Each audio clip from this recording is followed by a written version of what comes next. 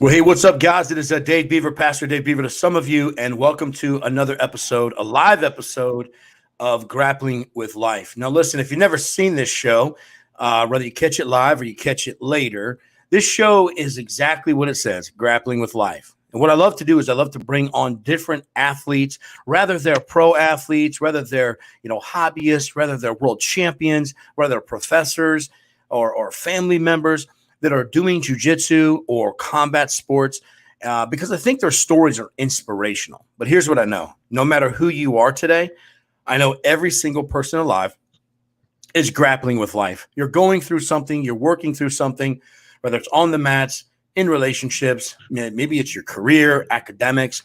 And so I love having people come on and share their stories to inspire people like you who are grappling with real life. So without further ado, I would like to take a moment, introduce you to my guest tonight. His name is Mike Costello, and he is preparing for some big events coming up. One of those events is October 22nd, the Faith and Violence Tour number 2. That is a pro card, stacked undercard of super fights, $10,000 on the line, and a title belt for whoever's going to be the baddest guy in that 16 pool. And his very own professor, Mr. Gabriel Souza, is one of those athletes. So it's going to be great to see them travel up tonight. Without further ado, tonight, Mike, what's up, my man? Hey, thank you so much for having me on the show. I'm really honored to be part of the event, and just really honored to be on the show. So I'm really happy that you're doing this.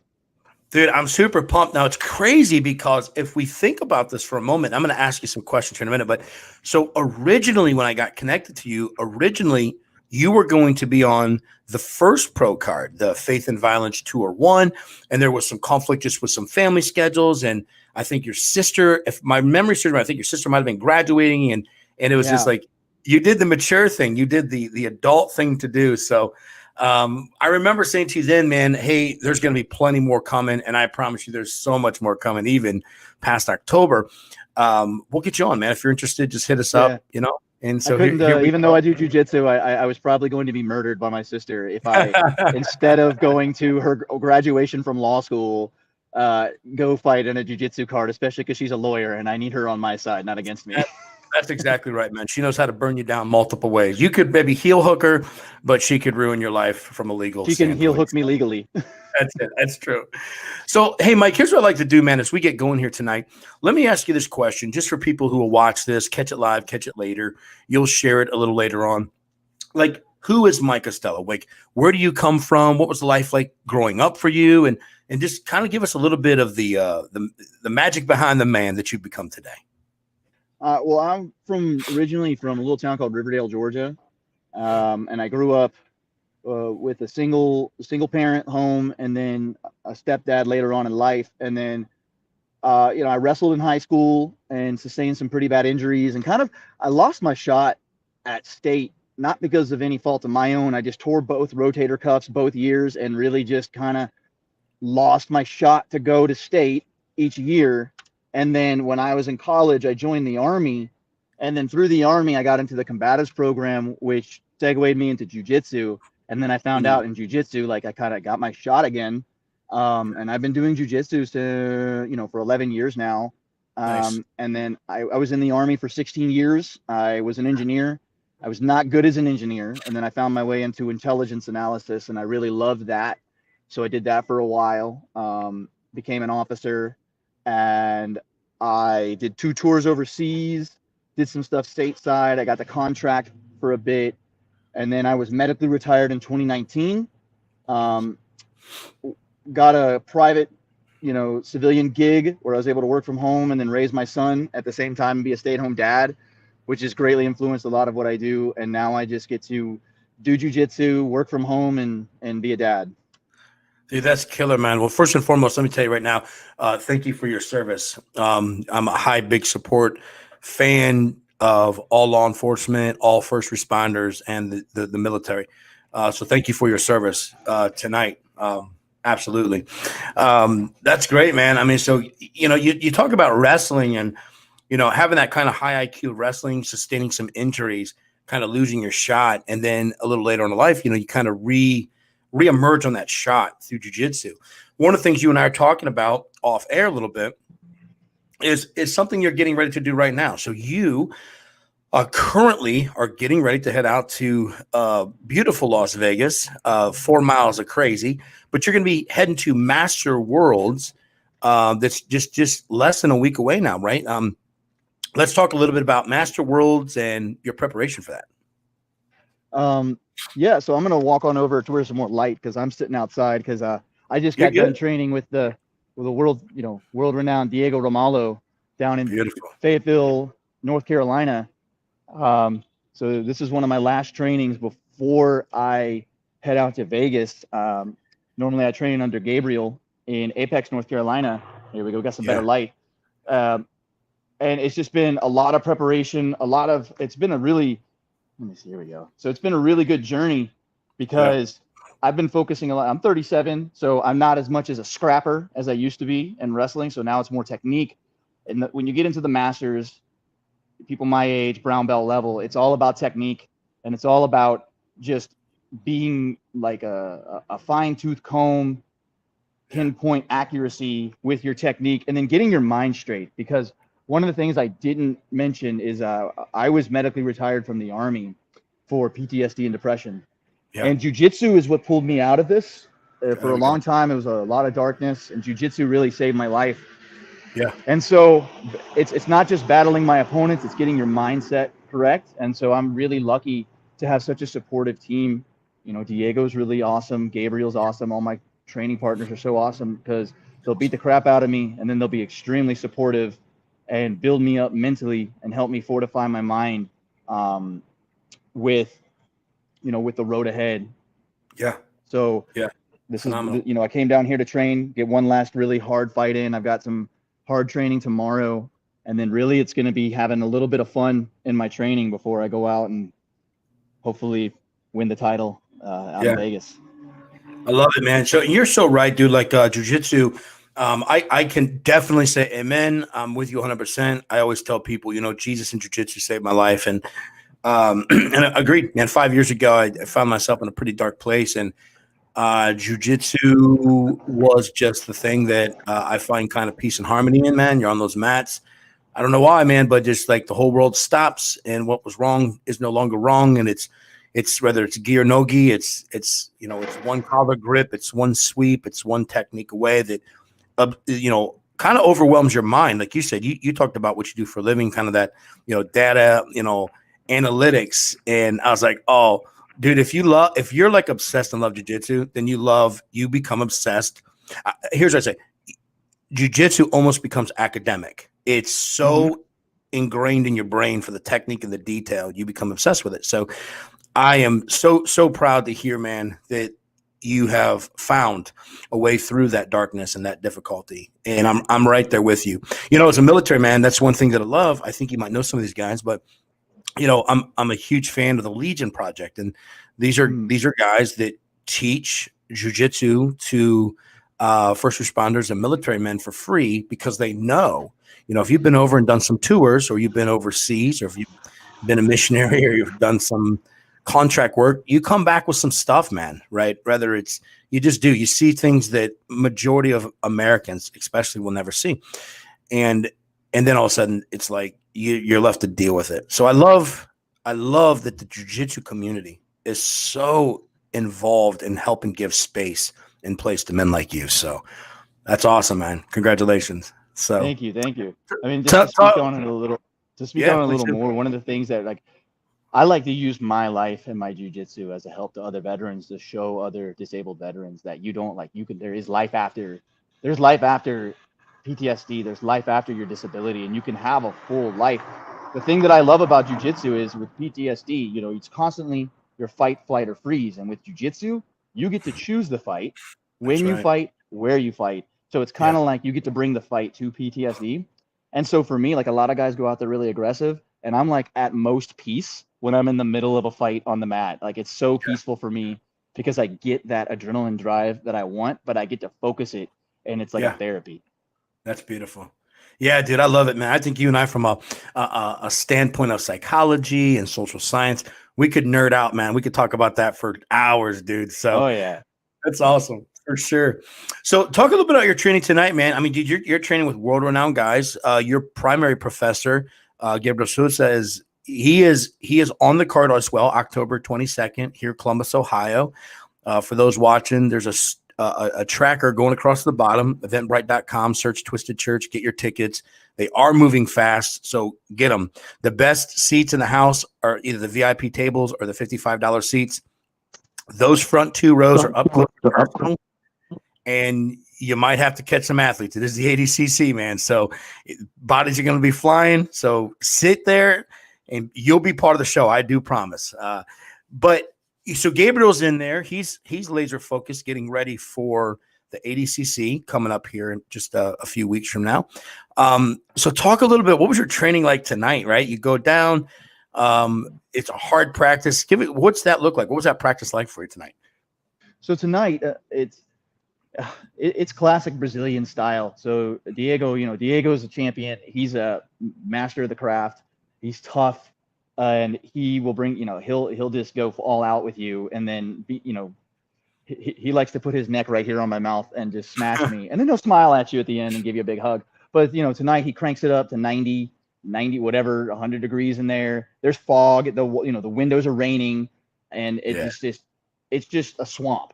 You're training in a swamp. It's like the jungles of Brazil, and we're just doing short 3-minute burst rounds, but for half an hour. So you're going to get 10 rounds in. There's no break in between. Sometimes you can't breathe, and you just really focus on getting a technique. And sometimes it was just get that sweep and hold on to that sweep, get on top and get in a position and focus on point fighting or try to get the submission that you want. But it was just really good, toughening training. It feels like the gauntlet in there. Yeah, that's awesome. And he's got some world champions in there too. He's got Lucas Calado, who's a world champion. He's got Pedro Pessoa, who's a world champion. He's got several world champions in there that are just amazing to train with. Yeah. That's great, man. I love that. That's my favorite. I loathe the air conditioning. Like when you're in there and you get really super sweaty and then the air conditioning blows on you, it's the grossest feeling in the world. I'd rather just be dripping, walking into puddles, man. It's I'm definitely. Plus, you don't pull nothing. What I've realized, man, if that air is blowing, it's a lot easier to like pull stuff, So, but I'm still sweating. Like training ended 30 minutes ago, and I'm still sweating because I go outside and it's Fayetteville, North Carolina, so it's still humid and a little bit cooler. Yeah. So Mike did not just get out of the shower, everybody. He has been putting in that hard work, sweat equity is what we like to call it. That's great, man. So, dude, tell me, let's talk a little bit. How did you found jiu-jitsu through the military, through the combatives program. Let me ask you, when did you start doing jiu-jitsu and it just clicked and you go, dude, I'm in love with this. Like I really am going to do this. I lived in New Jersey a long time ago, and my very first professor that I got my blue belt from, his name was Mike Merkulik, rest in peace. He passed away. I want to say, I don't know, like 2012, 2013. And he really got me to fall in love with the sport, and he made it fun, and he was obsessed and loved with it. And I recently watched a movie. It was an Adam Sandler movie. It's on Netflix called Hustler. And he summed up what it's like to really do jiu-jitsu the way we do it. He says, there's a lot of talent out there, but until you're obsessed with it, you're not going to be a champion. And he is what got me obsessed. So then I moved because of the Army, and I trained under Rodrigo Pinheiro in Texas. And if you don't know him, he's multiple world champion. He's got Manuel Himamar, world champion. He's got so many world champions, and he really solidified my love for jiu-jitsu. And then even still, training under Gabriel has reignited my love for competition and jiu-jitsu. And it's just because that gym is always fire. He's always on fire. He loves jiu-jitsu, and it spreads it to you. So I've always been surrounded by people who have a passion, and I've never been good at a sport. Like, you give me a ball and I forget it. I can't play football. I can't play basketball, but you give me a gi and someone to grapple, and I love it. And it just clicks. Yeah, that's awesome, dude. That's great. Let's talk a little bit about some jujitsu here, and don't give away in your strategy, obviously, and not that it doesn't matter. I think you can tell them your strategy, and your technique's good enough; they can't beat you there. I think that's a great way to think about it. But Yeah. let's talk about this. Let's talk about some jujitsu. Like, what is just a place that you love to be? Like, man, if I can be in these one of three places, I love to get to this position because I know if I get there, you're in trouble. Well, my favorite, so gi in the gi, my favorite position to be is just single X. I just love it. There's so many transitions that you can go. There's so many attacks that you can go from there. It's just such a basic, white belt technique that leads to so many other positions. And I'm just very comfortable in that position. But also the back. I mean, obviously, you get on someone's back. I mean, what's not to love?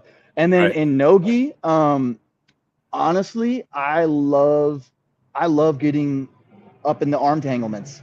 I don't know what Mm, it is about getting in the arm tanglements. It kind of reminds me of wrestling days, but I sure. really love uh, getting in an arm tanglet and trying to get into throwing positions or it's an inside hip position. Yeah.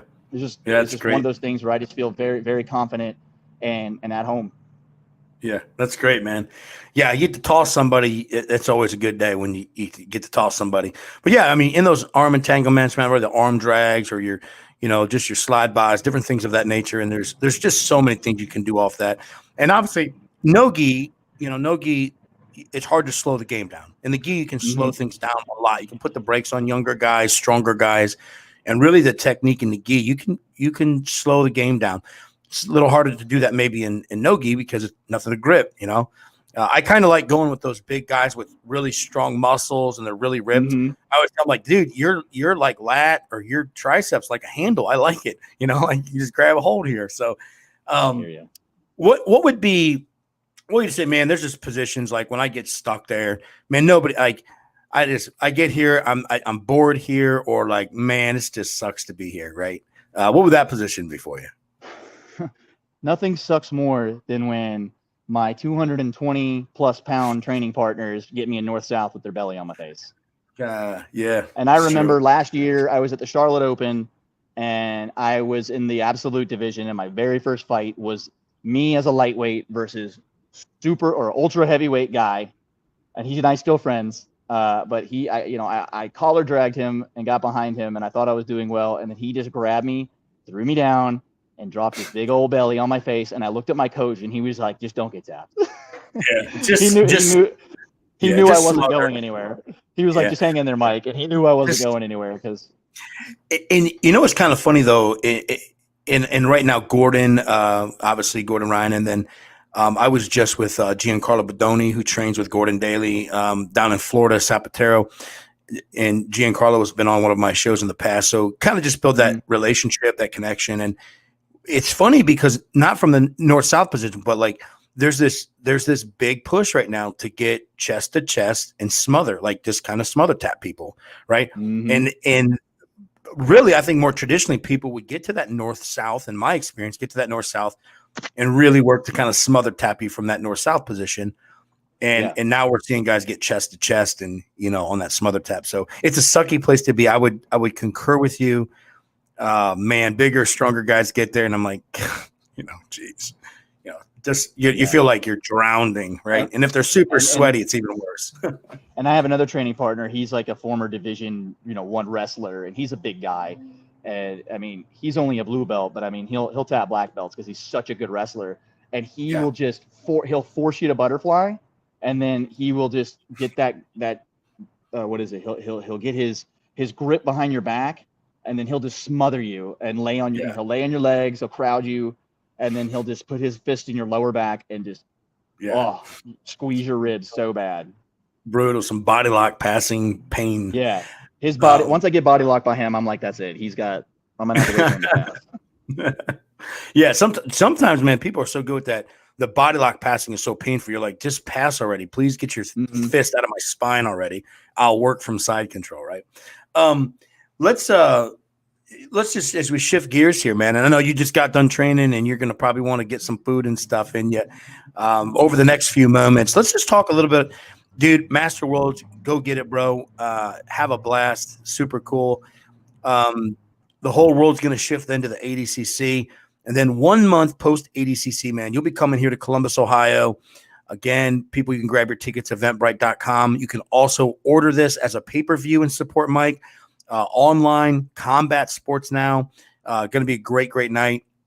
Let's talk a little bit about that, man. Like, what are you feeling, thinking coming to Columbus?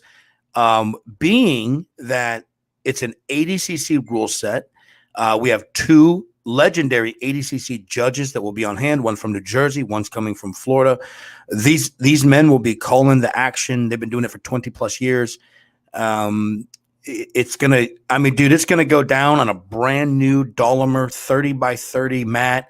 I'm pumped about it, man. Like, it's gonna be a fire event. What are your thoughts coming into it, man? Like, have you done much ADCC stuff in the past? Just talk a little bit about that. I did a fight to win last year. Nice. And Gabriel, I mean, when he's in ADCC mode, if you go train with him, we're training ADCC rules. So, Gotcha.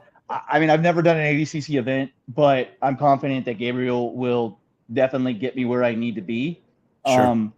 Honestly, you know, I always have a very simple game plan, and I focus more on getting my mental game strong, Yes. because it's really about grinding your opponent down and just staying mentally strong and confident throughout the entire match. So I'm going to learn the ADCC rule set because we practice it, and then I'm going to come up and have a blast. Yeah, that's awesome, dude. I'm definitely looking forward to having you. Not only that, we have another one of your teammates, Maggie Jones, if my memory serves me correct. Bro, and if I said anyone's name wrong, I apologize. I am navigating, talking with, working with, emailing, texting like 60 athletes right now. So everybody starts to blend together. But I believe Maggie Jones, is that correct, from your team is also? Okay, so Maggie Jones, you and Gabriel, guys will be making that trip together. So that's pretty cool when I like getting 2, 3, 4, 5 people from the same academy. You get to bring some camaraderie. You know, there's a little bit of that inspiration for one another. That's going to be great, man. So, yeah, I'll tell you what, man. So we're coming up on just a little, almost 25 minutes here, and I really appreciate you carving some time out, Mike. Let me ask you this: if you could, jiu-jitsu related, life related, doesn't matter. If there's anything that you could say to people listening tonight. Now, this is going to live on the internet forever, so people might not see it tonight. They might see it 9 months from now, right? Come across this event and they say, "Oh my gosh, that's Mike Costello. He is the 2022 Master World's Champion. What's this guy got to say?" Right? So that's a little prophetic love for you, man. Go get it. Go get that gold. I appreciate it. What would you say to people, brother? What would you say? I want to say with jiu-jitsu, it's never too late to accomplish something, whether it's a world title or just learning to defend yourself. It's great for any age, you know, 5 years old, 55, 65, 75, you can do it. And it will keep you young. But my main message that I really want, and I use, like I said, I use this platform to talk to my veterans and other victims of trauma, is if you are a victim of trauma and you have trauma in your life, jiu-jitsu will help you through that trauma, because it won't just teach you how not to be a victim anymore. And it won't just give you an outlet to vent and to, to fight or to just get out whatever you need to get out. It gives you another family, because when you find a good gym like ZR Team, Diego, Gabriel, these guys are family. Like they play with my kid. My kid loves them. We are always talking. We're always doing stuff outside of the gym, and it gives you a second family and a sense of belonging. And so if you have trauma, depression, any type of mental illness or mental trouble, like any trouble, like I tell people, by all means, go see a professional, but also go check out a jiu-jitsu, because it's the best darn therapy that I have ever come across. Like my therapist even knows that she's got a schedule around my jiu-jitsu. Yeah. I use a platform. I use this platform. I use jiu-jitsu as a big mental health awareness platform, because I can't tell you how many times I have been in the darkest places and just going when I didn't even feel like training, just going on the mat, and I leave with a big smile on my face, because I got people that care about me who choke me and tap me out of love, but Yeah, it just makes you feel better because, like you absolutely. said, when you're on the mat and you've got troubles, you can't think about anything when someone's trying to choke you. Like you just That's right. can't think about it. It's a That's place right. for 2 hours. Your brain just gets a break. Yeah, man, I love it, dude. Amen, amen, amen. I concur with that 100%. And dude, I applaud you. Thank you. Um, for rising above the stigma, not being afraid to talk about it.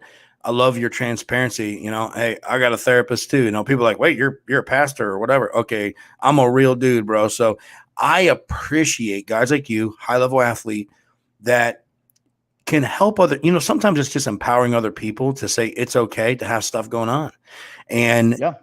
and I want to offer you advice on how I got help. That's that I applaud that, man. That's tremendous. You're And serving others. anybody listening out there, veteran or not, if you got trouble, like feel free to hit me up on my Instagram. It's at Fit Jiu-Jitsu Dad. I get veterans reaching out to me a lot. I made a lot of Yeah. friends who suffer the same as me, and I've been there. So like anybody who needs to listen or needs help or resources, I'm an open book. So like I have no problem with people reaching out to me and looking for help. Dude, that's so awesome, man. Well, thank you again for your service, not only in the military, but thank you for your continued service to the human race. You're doing good work, man. I really appreciate it, bro. Good luck out in Las Vegas. And dude, I'm super pumped, man. A couple months, I'll see you here in Columbus. We're gonna have a great time. Keep checking your emails. I'm gonna keep sending them, keeping the information proactively out for people. But yeah, man, I can't wait to see you guys up here. It's gonna be a fire night. We're gonna have high level jujitsu. It's gonna be a barn burner, dude. Cannot And I wait. can just I'm gonna pump up my coach for a minute. If you haven't ever seen Gabriel fight, it's worth spending the money and seeing, because we all just competed at a local event called Toro Cup, and he's a different breed of competitor. You're gonna get 10 minutes of just nonstop attacks, action, and he's a Yeah, confident, fierce, and very very successful fighter, and it's an yeah, inspiration just to watch it because it's a level that you just rarely see. yeah. Gabriel I is a love it. scrapper. He's a fighter, but he's super technical too. Yeah, dude. So I got my good friend Robbie Carter, and I got my boy Ruben Vera, who owns Queen City Grappling Club down in Cincinnati, Ohio. Just dude, just a stable of killers down there that he's producing.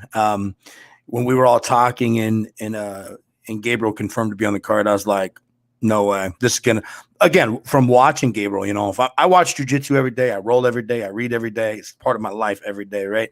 And so definitely no Gabriel is no secret, right? He's high level, high energy.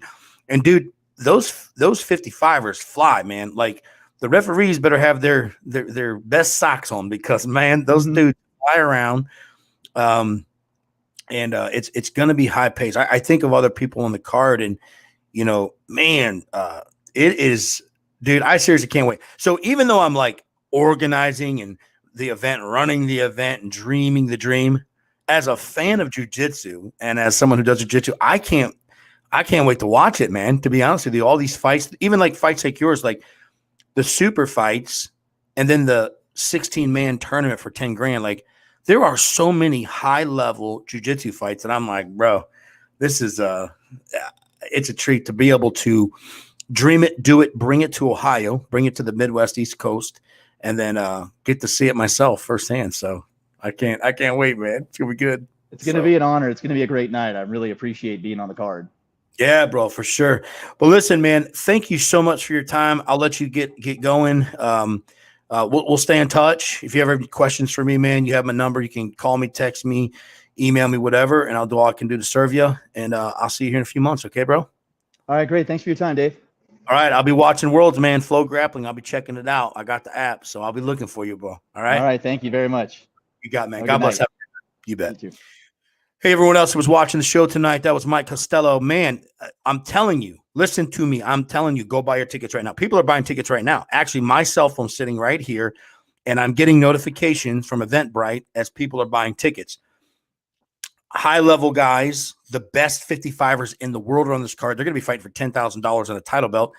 And then every single super fight, including Mike's, every winner is going to get a gold medal, a custom-made Twisted Church gold medal They're absolute fire, high shiny gold, and every fighter's not walking out of there empty-handed. You win, you getting some bling as well.